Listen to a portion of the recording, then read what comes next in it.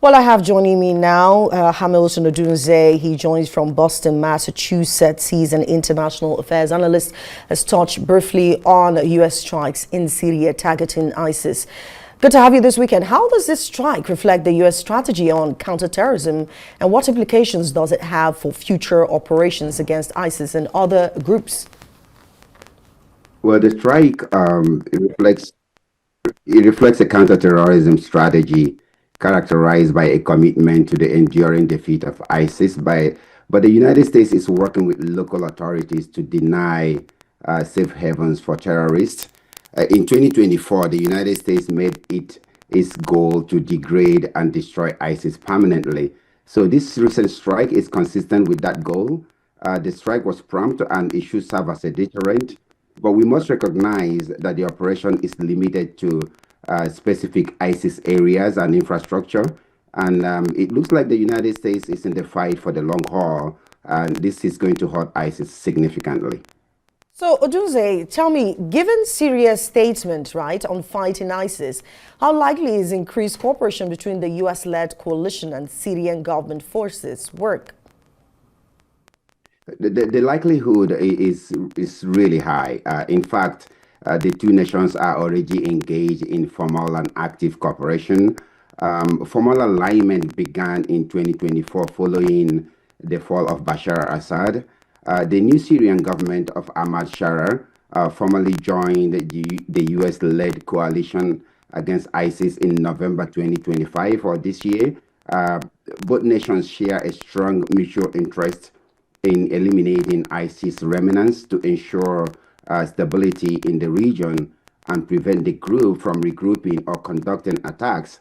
In fact, the Syrian Ministry of Foreign Affairs has recently stated its commitment and invited the United States to fight alongside it. Analysts expect the cooperation to endure and even strengthen. Okay, so I'm also thinking, right, what are the potential humanitarian consequences of targeting ISIS in a very densely populated area? And how does the U.S., is there any plan to mitigate civilian casualties? One wonders if that's even in the mind of Trump.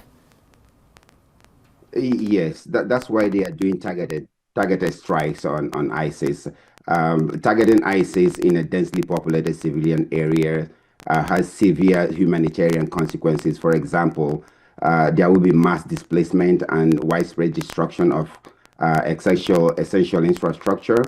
The use of explosive weapons with wide area effects in urban warfare makes it extremely difficult to distinguish between combatants and civilians.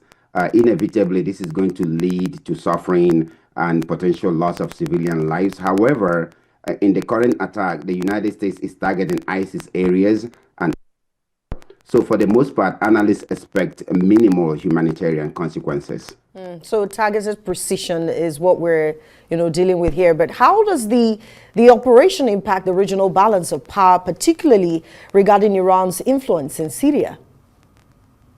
Yes, the operation aims to prevent the group's resurgence, disrupting its ability to plan attacks, maintain safe havens in the region. But it also highlights ongoing regional instability, creating friction with allies and adversaries.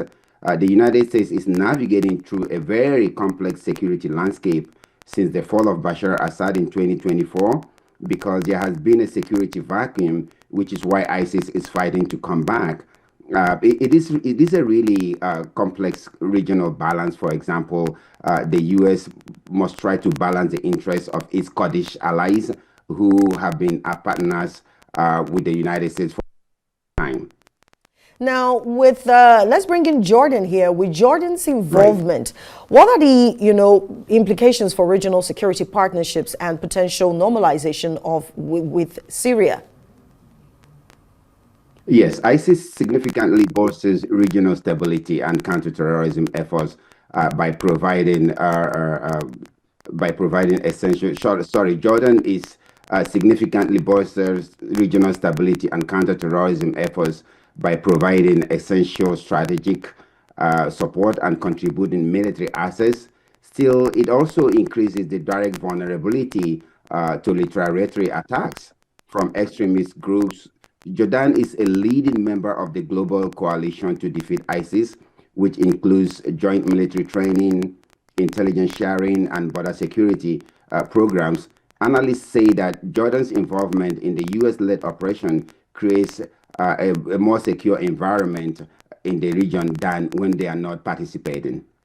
So how does this strike address the root cause of ISIS resurgence, and what's the long-term strategy to prevent future threats? Let's turn to ISIS now and how, the roots this can be dealt with. Yes, the current strike primarily addresses ISIS' immediate resurgence by degrading infrastructure, eliminating fighters, and disrupting weapon caches. But it does not actually tackle the root causes like local grievances such as marginalization and corruption. It does not also fill the governance gaps, which experts say require long-term stabilization, reconstruction, diplomatic engagement, and support for local partners to prevent ISIS comeback.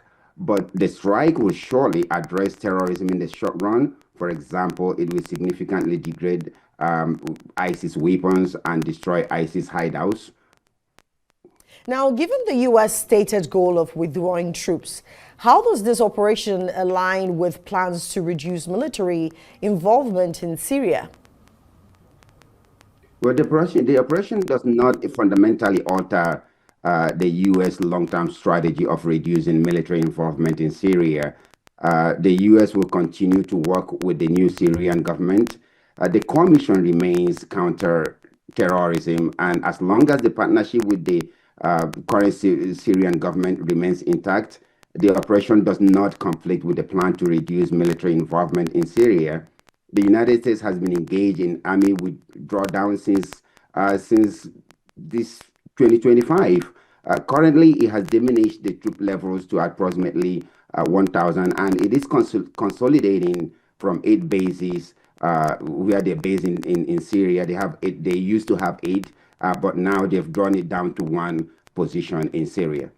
So, Hamilton, how does ISIS resurgence in Syria impact global terror, threats? And are there concerns about fighters relocating to other regions?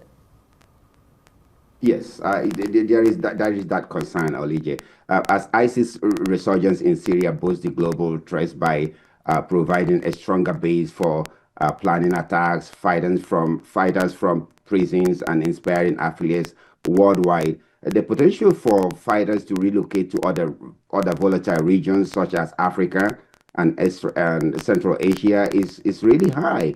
But a strong international response and internal Syrian security are crucial to prevent this shift.